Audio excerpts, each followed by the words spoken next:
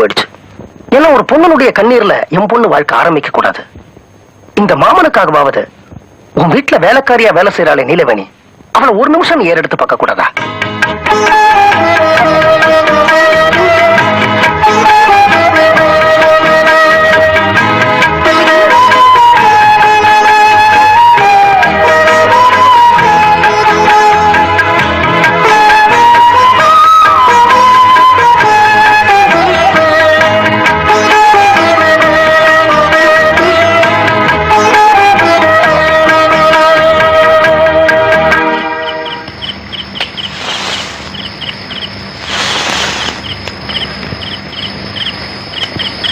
Sir, எனக்கு பயமா இருக்கு சார்.